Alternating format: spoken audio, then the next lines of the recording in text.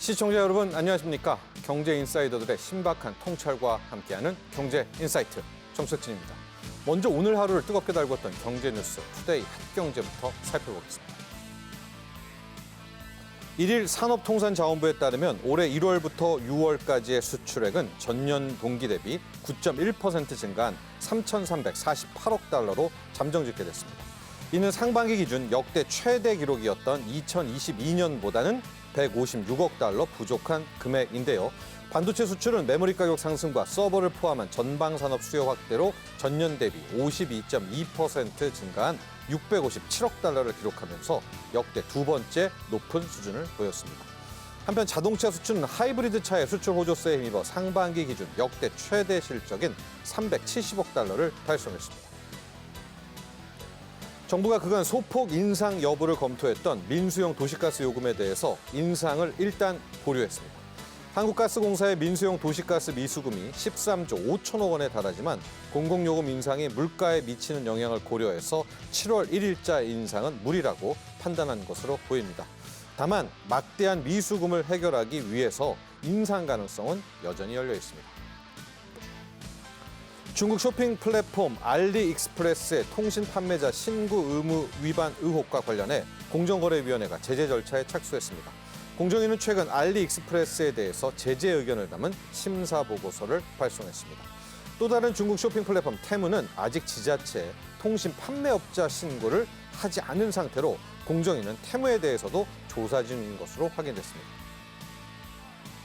통계청은 제1차 개정 한국표준건강분류를 고시하고 내년부터 본격 시행한다고 1일 밝혔습니다.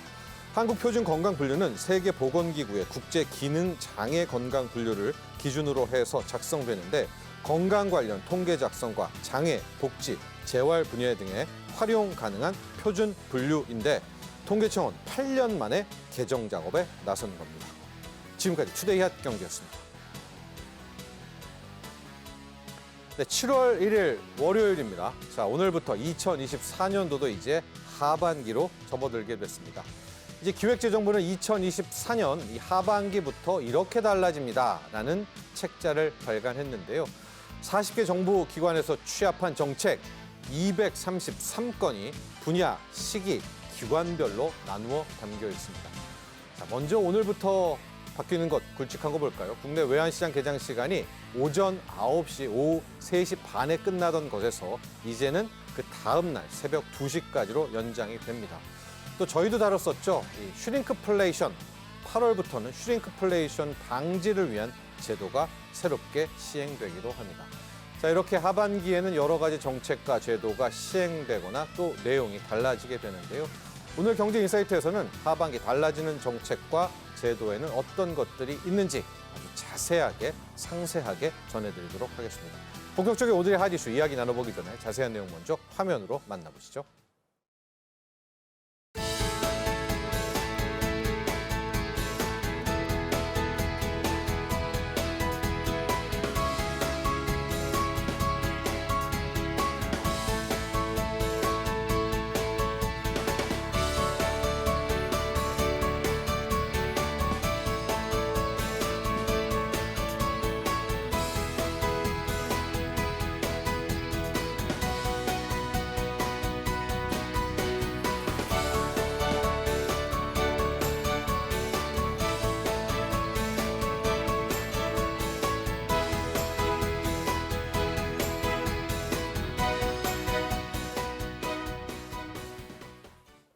오늘의 경제인사이트 두 분의 전문가와 함께합니다. 이인철 참 좋은 경제연구소 소장, 성환경 서울시립대 경제학부 교수 모셨습니다. 안녕하십니까?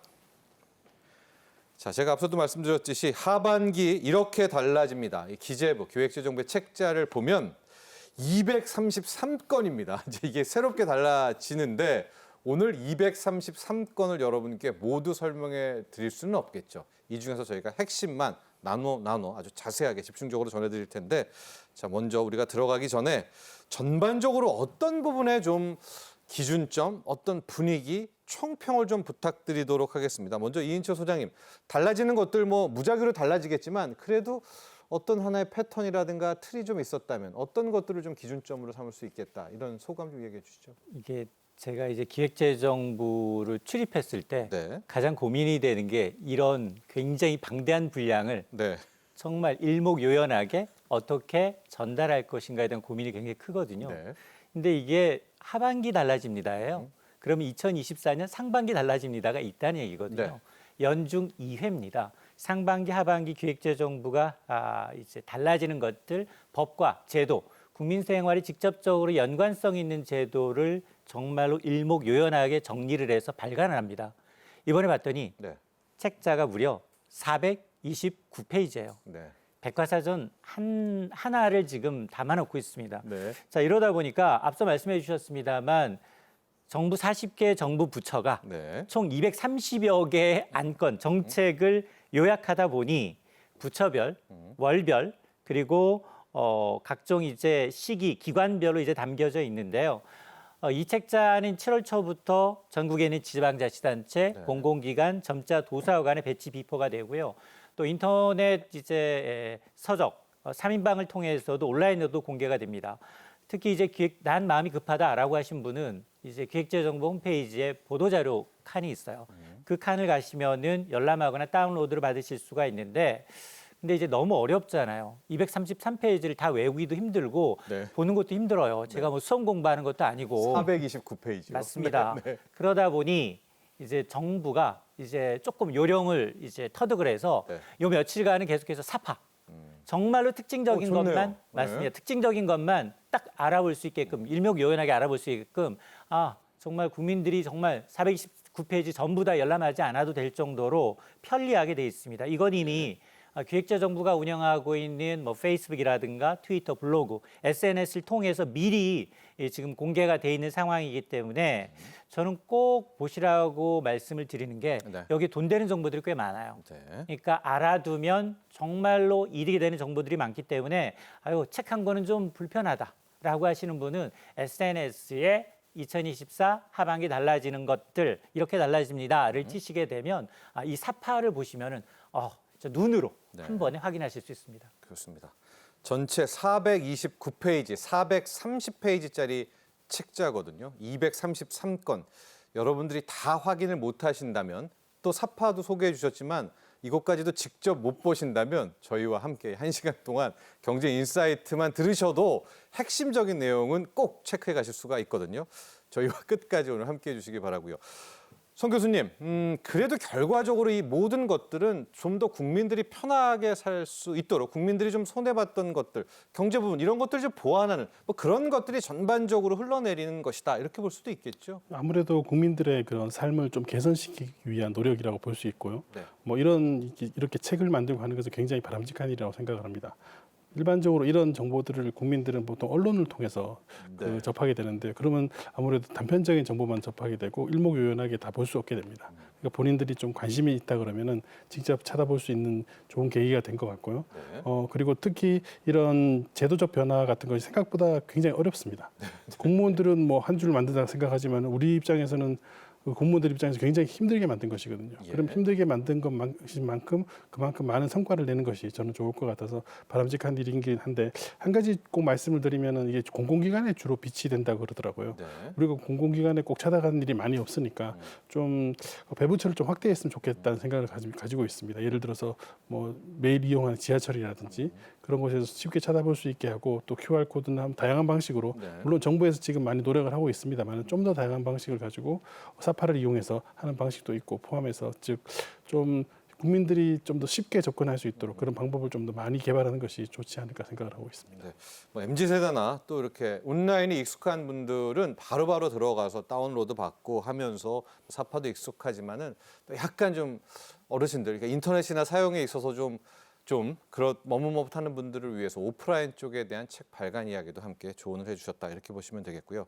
본격적으로 들어가 보도록 하겠습니다. 이인초 소장님 233건 바로 들어가지는 않고요. 이 책자에서도 10개의 카테고리를 일단 한 번 더 나눴어요. 그다음에 10개 카테고리 밑에서 이렇게 달라진 데가 있는데 그 10개 카테고리를 먼저 한번 우리가 나눠볼까요?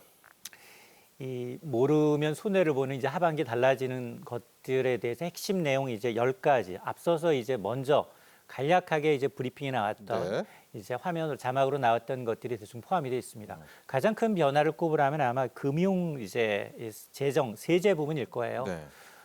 외환시장은 사실 우리는 굉장히 그동안 좀 폐쇄적으로 좀 운영이 되어 왔습니다. 그리고 이제 외환시장 변동성이 크기 때문에 모니터링 차원에서도 개장 시간은 오전 9시부터 그리고 오후 3시 30분에 마감했는데 이 마감 시간이 이길 다음 날 새벽 2시까지 확대가 됩니다. 아마도 이제 우리나라 전 세계에서 두 개 큰 금융시장을 꼽으라고 하면 미국과 그리고 유럽일 거예요. 예. 근데 우리 마감 시간에 맞춰서 이제 유럽 시장이 개장을 하게 되는데 유럽의 개장 시간을 포함해서 무려 10시간 30분이나 외환 거래가 가능해진다라는 겁니다. 네. 자, 이렇게 이 새벽 2시까지 문을 열면 어떻게 이제 변화가 생기느냐 크게 한 세 가지 정도가 좀 달라지는데 일단 외국인 투자자들이 접근성이 좋아져요. 일단 환전할 수 있는 시간이 늘어나니 한국에 대한 주식도 관심이 있고요. 채권도 더 사고 싶습니다. 이런 수요가 더 늘어날 수 있다는 거고 서학 개미가 굉장히 많이 늘었거든요. 네. 국내 주식은 매도하면서도 지금 계속해서 외국 주식을 사들이고 있는데 야간 시장에는 외환 시장이 개장을 안 하다 보니 이제 동일한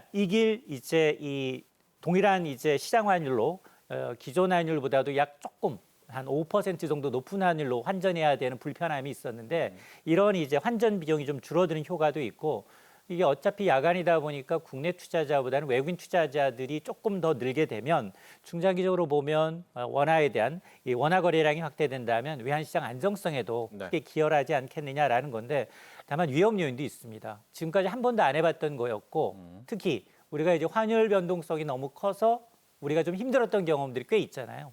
그래서 아마 야간 시장에 주로 이제 외국인 투자자들의 거래가 주류를 이룰 텐데 외환 시장이 좀 변동성이 커지는 부분에 대한 리스크 요인이 있기 때문에 아마 이제 정부는 이 부분 금융당국이 이제 모니터링을 좀 더 철저해야 될 것으로 보이고 또 하나가 앞서서 뭐 이제 가상자산 시장에서는 가상자산 이용자 보호 법률이 시행이 되고 물가 측면에서는 슈링크플레이션을 한 업체들이 이제 고지 의무도 더 늘어나게 되고요. 네. 또 이제 영세 이제 소상공인 자영업자를 위해서는 이제 세부 부담을 위해서 환경 개선 부담금이 낮아지고요.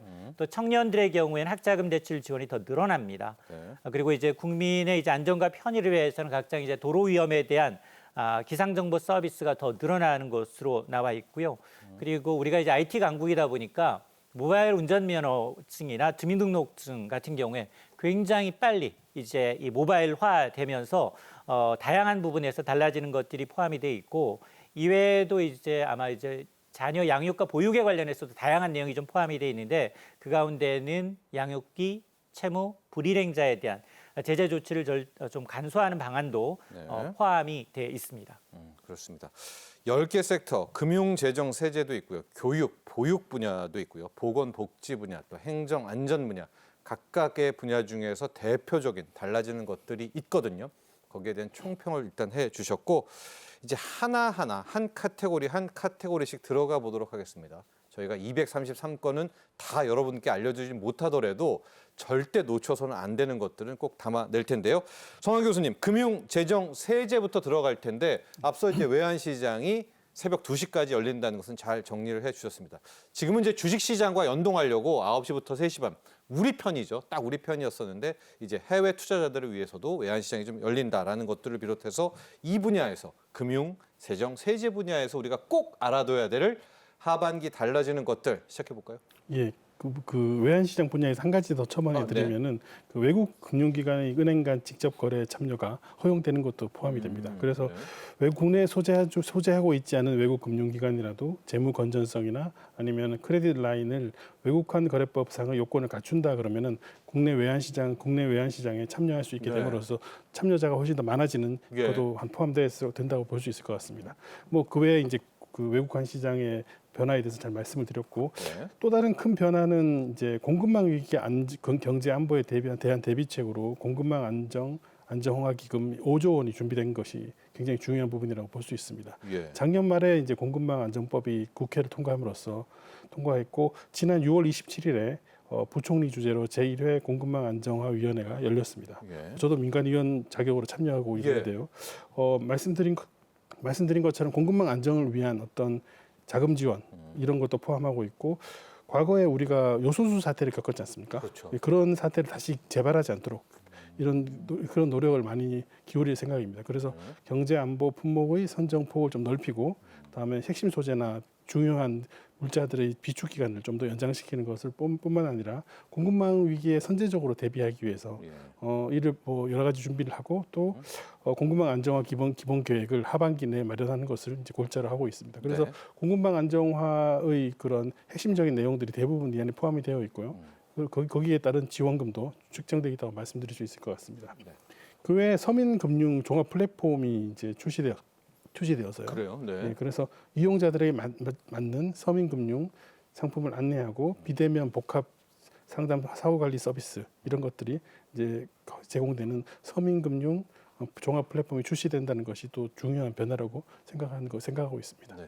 간이과세자도 상당히 많이 좀 이제 융통성을 뒀죠. 예. 우리가 이거 과세하고 장표 쓰는 거 되게 좀 어려운데 기장하는 것이 기준점도 좀 많이 좀 완화한 것 같습니다. 뭐 여러 가지 면에서 그런 이제 소상공인들이 걱정하고 있던 부분에 대해서도 많이 예. 완화를 한 것입니다. 예. 그렇습니다. 전자상거래 같은 경우에 간이과세 기준이 8천만 원이었었거든요. 이걸 1억 400만 원까지 상향을 하게 되면서 이런 부분 조금 더 좀 숨통을 트이게 하는 그런 대목도 좀 있었고, 또 압류재산 매각 시 매수대금의 상계 제도도 신설하는 이런 부분도 있습니다. 또 하나 또 의무 발송할 때 1억에서 8천만 원 이상 계약 사료로 확대하는, 좀 화면 속에 좀 나오고 있습니다. 저런 것들이 좀 달라지고 있어서 아마도 자신들에게 좀 확인되는 부분들 좀 체크하시면 좋을 것 같고, 16조 원 반도체 금융 프로그램, 저걸로 주식시장이 한번 또 지난주 금요일 날 좀 들썩댔던 그런 부분도 함께 있었다.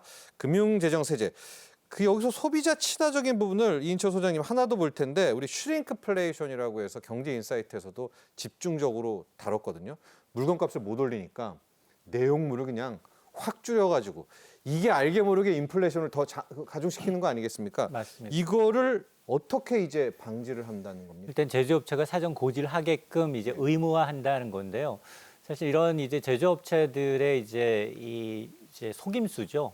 이제 소비자를 눈속임하는 게 두 가지 방법이 있습니다. 하나는 말씀하셨던 슈링크플레이션, 슈링크라는 게 줄이다는 이제 영어에다가, 그리고 이 인플레이션의 합성어입니다. 물가 상승의 합성어여서 가격은 그대로 유지하지만 실질적으로 용량을 많이 줄였어요. 예. 우리가 뭐 이 과자 봉지 안에 질소만 가득했다더라라는 얘기를 할 때 바로 이 대표적인 케이스고요.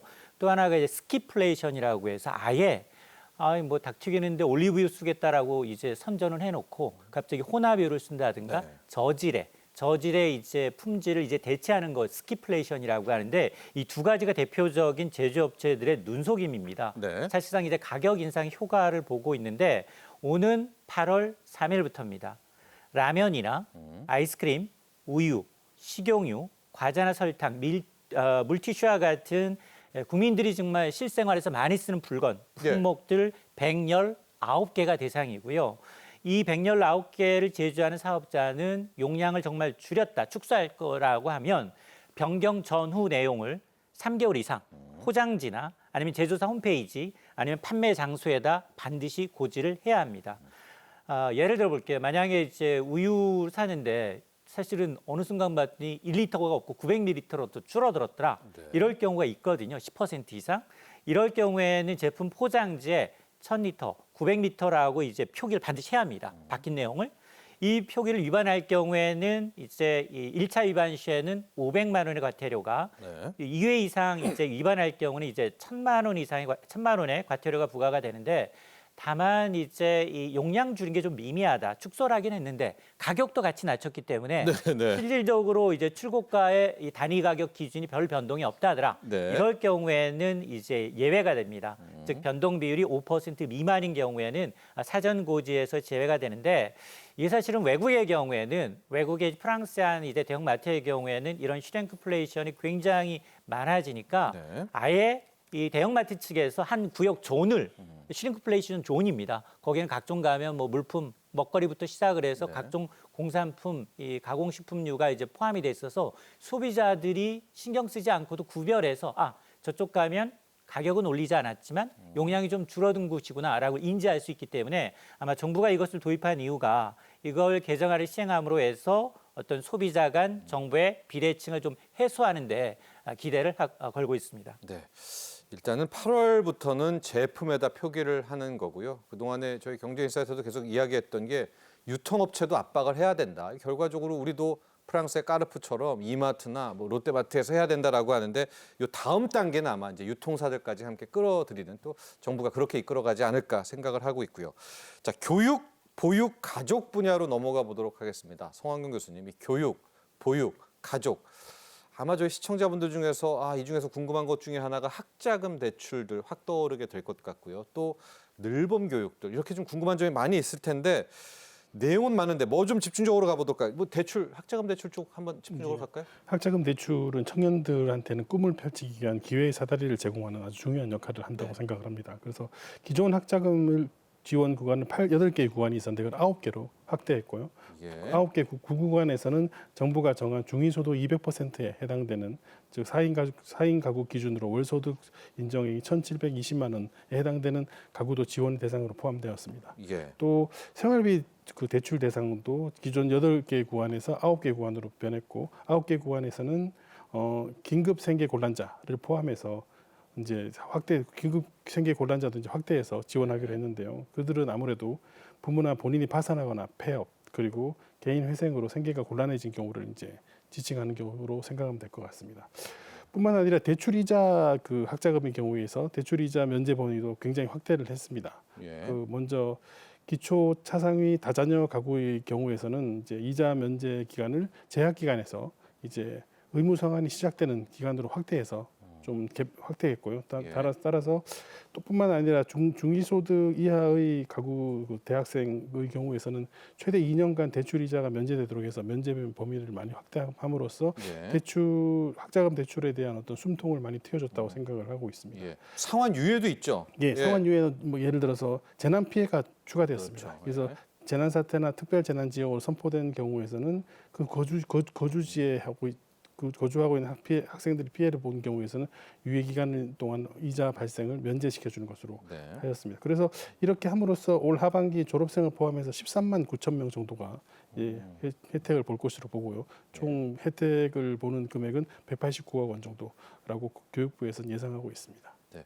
학자금 대출 부담이 상당히 정말 큰데요. 특히 이제 본인 입장에서도 이게 일종의 족쇄처럼 끝까지 따라오게 되기 때문에 이번에 이제 정부에서 나오는 바뀌는 7월 1일부터 달라지게 됩니다. 차상위 쪽의 다자녀들 또 학자금 지원을 구간을 좀 더 넓혀가지고 이자 면제라든가 아예 의무 상환의 기간 시작되는 부분을 좀 더 뒤로 밀어준다든가 긴급 재난이 있을 때는 상환을 유예해 준다든가 이런 부분을 통해서 학자금 대출 부담을 좀 더 줄여주는 방안을 이번에 좀 함께 달라지게 된다. 이렇게 이해를 하시면 될 것 같고요. 이인철 소장님, 또 교육, 보육, 가족 분야에서 많이들 궁금해하는 것이 이제 9월 되면 현재 정부가 또 새롭게 시작한 늘봄입니다. 늘봄 학교가 시작이 되죠. 전국 한 6천 개 정도에서 시작이 된다라고 하는데 이 늘봄 학교 어떻게 이제 9월부터 바뀌게 되는지 이 부분도 자세히 설명 좀 부탁드립니다. 그렇습니다. 큰 그림에서 보면 이제 저출산 문제를 해결하기 위해서 이 보육 부담을 어떻게 하면 공교육의 범위로 좀 끌어들일 것인가에 대한 고민이 녹아나는 대목입니다.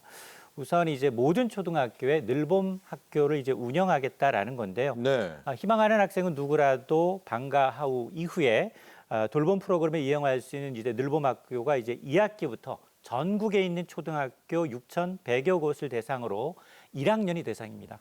1학년을 대상으로 운영이 되는데 이게 교육 부분에 어떤 큰 변화를 꼽으라고 하면 지금 0세부터 5세까지 영유아, 유치원과 어린이집을 좀 업무를 좀 통합하는 네. 안을 지금 추진하고 있기 때문에 이런 영유아의 경우에는 이제 교육이나 보육 서비스가 차별 없이 꾸준히 받을 수 있도록 이제 통합하는 방안이 일환이고요. 실제로 이제 이 유치원과 어린이집 통합의 첫 발이라고 할 수 있는 0세부터 5세는 하루 24시간 가운데 거의 12시간 가까이 돌봄을 제공하겠다라는 1차 목표를 세워놓고 있고 또한 시범 운영이 되는 곳이 9월부터입니다. 어린이집과 유치원과 어린이집 통합은 이제 9월부터입니다. 모델 학교 100곳을 시범 이제 운영하게 되고요. 이렇게 이제 영유아 시기부터 일관되게 연속성 있게 영유아 보육을 좀 추진하면서 보육의 문제를 공교육의 범위로 좀 끌어들이겠다라는 큰 그림이고 또 하나가 양육비 문제입니다. 네. 좀 뭐 이혼이나 이제 또 다른 사유로 이제 헤어졌을 경우에 양육비를 이제 채무를 좀 불이행하는 사람들이 되게 많아지고 있거든요. 네. 이에 대한 이제 제재 절차가 간소화되는데 오는 9월부터입니다. 양육비 채무 불이행자에 대한 제재 절차가 간소화돼서 감치 명령 없이도 출국을 금지시킬 수 있고요. 운전면허 정지가 가능하도록 하고 있습니다. 또 이외에는 또 이제 스토킹 피해자에 대한 이 긴급 주거 지원 사업도 전국적으로 확대가 되는데요. 네. 스토킹 피해자의 신변 보호를 위해서 이들이 이제 일상 회복을 위해서 긴급 주거 지원 사업이 지금은 이제 일부 지역에 한해서 하고 있는데 이 주거 시설에는 뭐 CCTV라든가 112 신고 연계 장비를 마련해서 이제 전국적으로 이제 확대하는 것도 이제 검토를 하고 있습니다. 네, 저희가 늘봄 쪽 봤는데요. 돌봄 사업, 특히 긴급 돌봄도 한번 체크를 하고 넘어가야 될 것 같습니다. 성환경 교수님, 긴급 돌봄 사업도 굉장히 좀 확대가 되고 있습니다. 돌봄이라는 게 뭐 어르신들도 있겠지만은 요즘에 우울증 이런 것들이 굉장히 많이 확산되고 있지 않습니까? 정부가 여기도 굉장히 많이 지금 신경을 쓰고 있는 것 같습니다. 예, 돌봄 서비스에 대한 수요가 이제 초고령 사회를 가면서 많이 예. 늘어나기도 했습니다. 뭐 부모님 연로하신 분들 같으면 돌봄 서비스의 필요성을 얘기하지 않아도 다 이해를 하고 계실 건데요. 특히 급하게 긴급 돌봄이 필요한 것에 대한 사회적 수요가 많이 늘어났습니다. 예를 들어서 주 돌봄자가 부재하다든지 질병이 걸린다든지 이럴 경우에 긴급 일시적 돌봄이 필요한 상황이 많은데요. 예. 그런 경우에 있어서 긴급 돌봄 지원 사업을 이제 실시하게 됩니다. 그 지원 대상으로 보게 되면 이 지자체마다 좀 차이가 납니다만은 그 주소지의 행정복지센터에 신청을 하게 되면 이용 자격 확인을 거쳐서 30일까지 네. 최대한 그 방문 돌봄도 해주고 그다음에 가사 및 이동 지원 서비스도 추진한다고 합니다. 총 14개 시도에서 그리고 122개 시군구에서 실시하는 것으로 알려져 있기도 합니다. 네. 또 뿐만 아니라 이제 국민들에 대해서 국민 마음 건강 돌봄 심리 상담 서비스를 이제 시행을 합니다. 마음 건강이요? 예, 마음 건강이죠. 그러니까 우울증이나 불안감, 정서적 어려움이 있는 사람들을 대상으로 전문적인 심리 상담 서비스를 제공하는 것인데요. 예. 이제 1대1 상담도 진행하게 되고 또 정신건강복지센터나 대학교 상담센터 그리고 정신건강의료 지원에서 상담이 필요한 경우에 이제 신청을 하게 되면은 예. 이제 신청을 받아서 이제 그런 상담 서비스를 제공하게 되는 것입니다. 또한 그 고용과 관련해서 보게 되면은 유아기의 그 근로시간 단축에 대해서 100% 이제 급여가 지원이 네. 되게 됩니다. 예를 들어서 그 단축급여의 보통 통상 범위는 10시간까지 단축 근무를 했을 때 통상 임금의 100%를 지원하게 되고 네. 그 이상에 대해서는 좀 적은 비율로 지원하는 서비스가 계속 될 것 같습니다. 네. 뿐만 아니라 또 굉장히 중요한 것 중에 하나는 외국인 유학생의 일학습 병행제가 신설이 됩니다. 예. 외국인 유학생들이 사실은 우리나라에 들어오게 되면은 뭐 일과 이제 학업을 병행하게 되면 본인의 어떤 이제 수입도 괜찮아지고 또 한국 사회에 대한 적응력이 좋아져서 예. 이제 그렇게 됨으로써 이제 우리나라의 사회 국제화에 굉장히 기여하는 바 큰데요. 네. 이제는 그전에는 조금 이런 게 불가능한 상황이었습니다만은 이제는 1년에서 5년까지 현장 중심의 맞춤형 교육과 훈련을 통해서 이제 외국인 학생들도 근로 인력으로 이제 활용할 수 있는 기회가 생겼다고 말씀드릴 수 있을 것 같습니다. 네, 외국인 유학생의 일학습 병행제가 신설이 되는데요. 이게 왜 없었을까 이런 생각이 듭니다. 근데 이번에 좀 신설돼서 하반기부터 도입이 되는 거죠. 예, 외국인 학생들 같은 경우에 보통의 경우 이제 우리나라에서 국내에서 학교를 다녀도 국내 취업이 거의 잘 안 되고 그랬습니다. 근데 이런 기회를 통해서 국내 취업도 좀 가능하게 된다 그러면은 훨씬 더 외국인 학생들이 유입도 우리가 많이 받아들일 수 있고 또 그들을 활용하는 것은 굉장히 바람직한 일이라고 생각합니다. 음지로 가는 것이 아니라 아예 이런 제도가 딱 생기니까 일학습 병행제 고용주 측에서도 굉장히 이런 것들을 활용할 수도 있겠다 이런 생각이 드는데 아까 잠시 언급한 것 중에서 육아기에 그러니까 아이를 키울 때 근로 시간이 줄어드는 여기에 대한 임금 보상안이 있거든요. 요거를 자세히 좀 볼게요, 이인철 선생님. 왜냐하면 여기에 대한 관심이 굉장히 클 것 같거든요. 맞습니다. 사실은 육아휴직은 대기업이거나 공공기관의 경우에는 뭐 남녀 근로자 모두 좀 사용률이 높지만 중소기업의 경우에는 내가 빠진다면 누군가 새로 이제 추가로 인원을 보충하든가 아니면 동료 직원들이 그 일을 대신해야 합니다. 예. 근데 보상이 없다면 하려고 하지 않겠죠. 자, 그러다 보니까 정부가 하반기부터 육아기 단축 업무 분담금 지원금을 신설합니다. 중소기업 근로자가 대상이고요. 육아기 근로시간 단축을 주 10시간 이상 사용을 하고 내가 하던 업무를 동료 근로자가 대신했다. 네. 그러면 사업주가 먼저 보상을 하고 보상을 지급하게 되면 정부가 매칭으로 월 20만 원 한도까지 사업주한테 지원금을 지급하는 겁니다. 예. 그래서 이제 회사 동료 눈치 보지 말고 충분한 보상이 되니 나를 대신해서 누군가가 동료가 대신 이제 메꿔주는 형태가 되는 건데요. 업무 분담자는 이제 육아기 근로 단축 근로자 1명당 최대 5명까지 지정이 가능하고 이와 함께 이제 육아기 근로시간 단축 제도를 사용할 경우에 통상 임금의 100%를 지급하는 이 기간도 네. 조금 더 확대가 되는데요. 지금까지는 이제 육아기 단축 근로시간 단축 급여에는 이 사실은 최초 5시간만 통상 임금의 100%, 그러니까 월 통상 임금의 상한액이 한 200만 원 정도를 받을 수 있는 게 5시간이었다면 나머지는 한 80% 수준으로 낮았거든요. 그런데 앞으로 하반기부터는 주당 최초 10시간까지 5시간에서 2배 더 늘어납니다. 10시간까지 통상 임금의 100%, 월 상한액 200만 원까지 수령이 가능합니다. 네. 그러니까 나머지 단축 시간도 거의 다 상한선은 200만 원으로 올랐다. 이렇게 보면 될 것 같아요. 저희가 저출생 때도 저거 다시 한번 설명을 해드렸었는데 본인도 올라가는 것이고 자기가 일하러 잠깐 나갔을 때 동료를 지정해서 동료가 일을 더 해야 되니까 그 동료에 대한 지원금도 함께 나온다. 이 부분도 꼭 체크하시기를 바라고요. 자, 문화체육관광 분야도 빠르게 짚고 넘어가 보도록 하겠습니다. 성환 교수님, 문화체육 관광에서도 많이 있습니다. 그중에서 우리가 꼭 알아둬야 될 것, 하반기에 달라지는 것들 어떤 부분 체크를 해볼까요? 가장 눈에 띄는 것이 여권 발급 시 이제 납부하던 국제 교류 기여금이라는 것이 네. 있는데요. 이것이 많이 낮아지게 됩니다. 그래서 결과적으로는 여권 발행 발급 비용이 낮아지는 것인데요. 그 기여금이 복수 여권의 경우에서는 3,000원 이하, 다음에 단수 여권의 여행 증명서의 경우에는 면제되는 형태로 그만큼 이제 그 여권 발급 비용이 낮아지는 것이 한 가지 큰 변화고요. 네. 또 해외 출국 시 부과되는 출국 납부금 면제 대상이 확대됩니다. 과거에는 이게 또 일단은 또 금액도 10,000원에서 7,000원으로 인하가 되고요. 과거에는 원래 공항에서는 2세 미만, 다음에 항만에서 6세 미만에 대해서만 면제 대상을 했었는데 이제는 통합해서 12세 미만이 다 면제 대상이 되겠습니다. 그리고 또 여권 발급과 관련돼서 민간 앱에 있어서 민간 이제 은행 앱 그 앱에서 이제 여권 발급이 가능해집니다. 기존에 그 전자 여권을 발급받은 적이 있는 18세 이상의 국민들 같으면은 6월부터 이제 은행에 민간에서 예. 그 여권 발급의 재발급 온라인 신청이 가능해지는 것이 큰 변화로 할 수 있습니다. 네. 그 외에 또 뭐 매람되지만은 국립 인천 해양박물관이 이제 개관이 되는데요. 올 12월 정도에 개관이 될 것인데 이제 인천에 중구에 월미도에 자리 잡고 있는 그것이 개장을 함으로써 많은 분들이 혜택을 누릴 수 있을 것으로 생각하고 있습니다. 국립 인천 해양박물관 개관 월미도입니다, 여러분. 여기 개관도 체크를 꼭 하시고요. 그러게요, 저 여권 앱으로 재발급하는 부분들 참 이걸 왜 이제 했지라는 생각도 좀 드는데 이제 하반기부터 달라지게 됩니다. 자, 지금까지 숨가쁘게 달려왔는데도 아직 절반 정도 분야가 더 남아 있거든요. 환경 기상도 있고 부동산, 이 국토교통 쪽도 관심들 많으시죠? 저희 준비된 영상 보시고 난 뒤에 하반기 달라지는 것들 계속 이야기 나눠보도록 하겠습니다.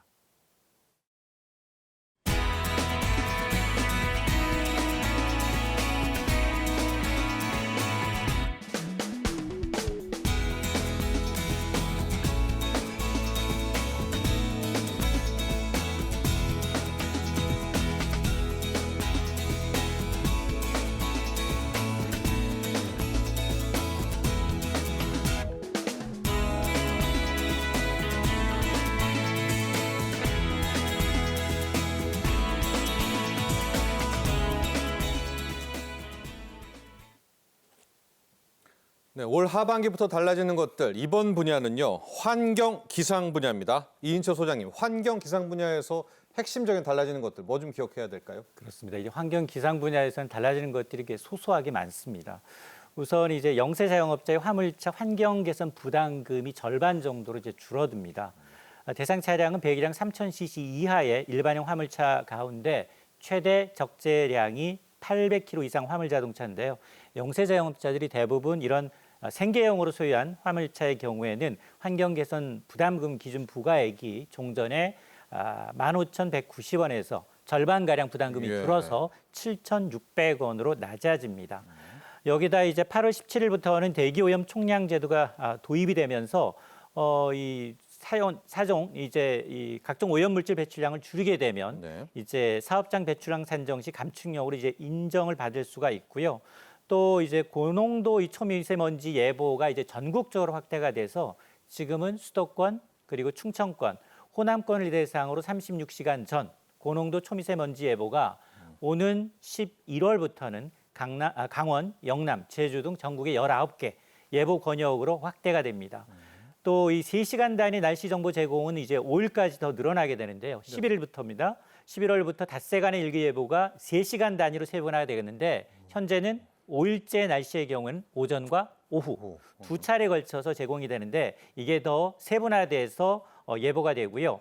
또 이제 수돗물 다량을 사용하는 이제 건축물의 경우에는 이제 저수조가 의무화되고 그리고 앞서 이제 여건 발급 시 각종 이제 기금이 좀 낮아졌던 것과 네. 같은 맥락인데요. 껌 폐기물 부담금이 이제 폐지가 되면서 일부 이제 소비자들이 혜택을 받을 수 있습니다. 네. 다음은 산업 중소기업 에너지 분야인데요. 이렇게 살짝 보면 이 중소기업 에너지 분야는 역시 국민들보다는 산업계, 중소기업계에는 굉장히 중요할 것 같아요. 법 관련, 아예 법을 바꾸는 특별법들도 많이 있는 것 같습니다. 확인해 볼까요? 예, 4가지 정도 제가 말씀을 드릴 건데요. 전기 사용자의 부담 완화를 위해서 일단 전력산업 기반 기금 부담금 요율이 3.7%로 되어 있는데 이것을 이제 올해 0.5%포인트 낮추고 내년에 0.5%포인트 낮춰서 최고 2%, 1%포인트 낮추는 것으로 준비를 하고 있습니다. 네. 또 다른 변화는 중소기업의 졸업 유예 기간을 3년에서 5년으로 확대한 것입니다. 이거 굉장히 중요한 변화인데요. 네. 3년이 끝난 다음에 중소기업이 초기 중견기업이 됐을 때 힘들어지는 경우를 좀 방지하기 위해서 좀 유예 기간을 둬서 좀 중소기업이 중견기업으로서 잘 버텨나갈 수 있도록 기회를 주는 것이라고 생각할 수 있는데 물론 이제 이게 뭐 제도를 악용하는 경우를 막기 위한 장치도 같이 마련되어 있다고 볼 수 있습니다. 네.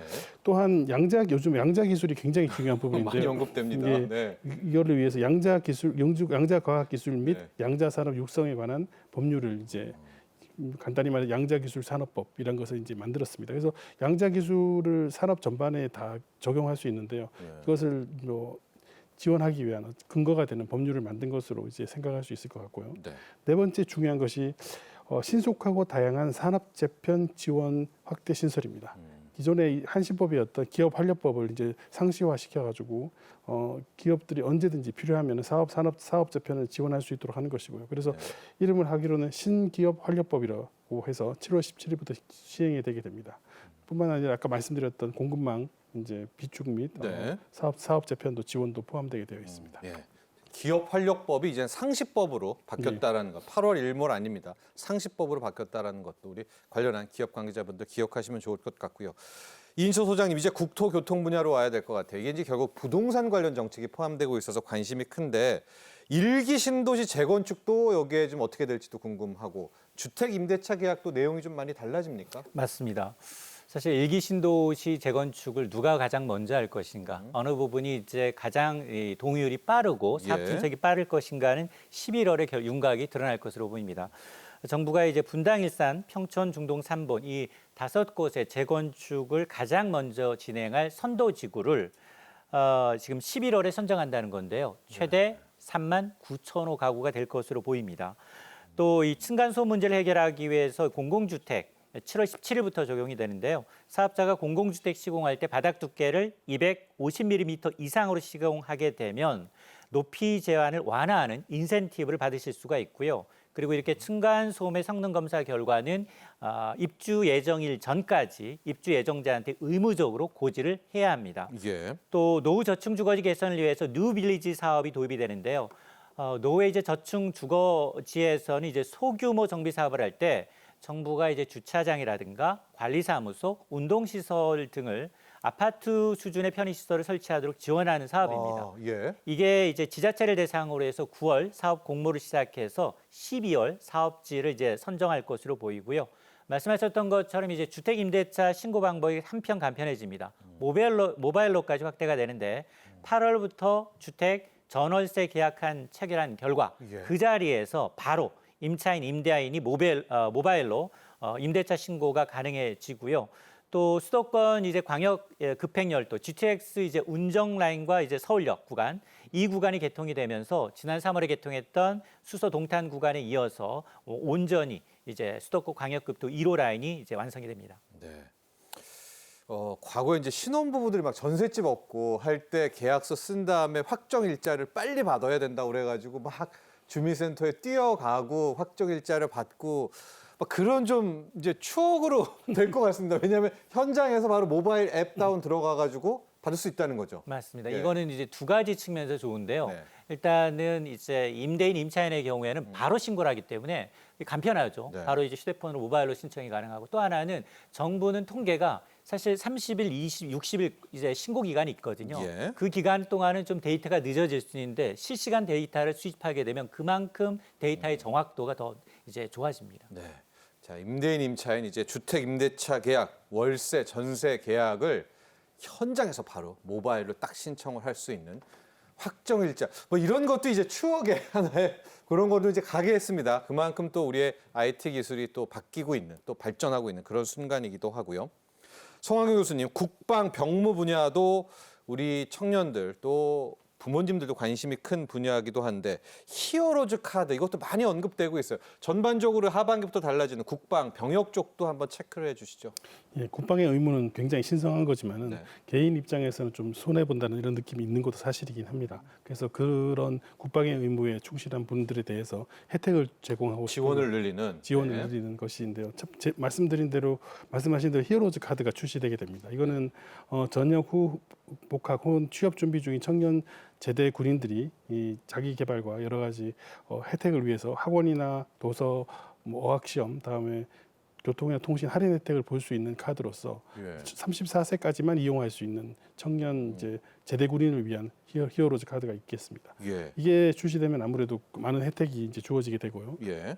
또 다른 것은 이게 소소할 것 같지만은 굉장히 중요한 혜택 중에 하나인데 네. 장병 이동 모바일 예약 서비스 시스템입니다. 과거에는 장병들이 이동을 하게 되면은 네. 일일이 증빙 서류를 받아서 현장 발급만 했을 가능성이 맞아요. 거기 서서 받아야 돼요. 예, 근데 요즘은 이제부터는 온라인으로 예약을 할 수 있습니다. 그래서 그 미리 좀 이제 공부 출장이라든지 포상휴가 같은 경우에는 온라인으로서 충분히 스마트폰 앱을 통해서 예. 예약을 할 수 있고 항공권은 미리 예약이라든지 여객 승선권은 가보고 싶은 섬 등에서 우리가 예약을 할 수 있는 것으로 되어 있습니다. 네. 또 다른 것은 현역 모집병 이제 제출 서류가 간소화되었습니다. 그래서 모집병에 지원할 때 배점 관련된 서류들을 매번 제출했어야 되는데 네. 7월 1일부터는 기존에 제출한 서류가 있으면은 다시 제출하지 않아도 되는 형태로 당연히 이제 바뀌게 되고요. 네.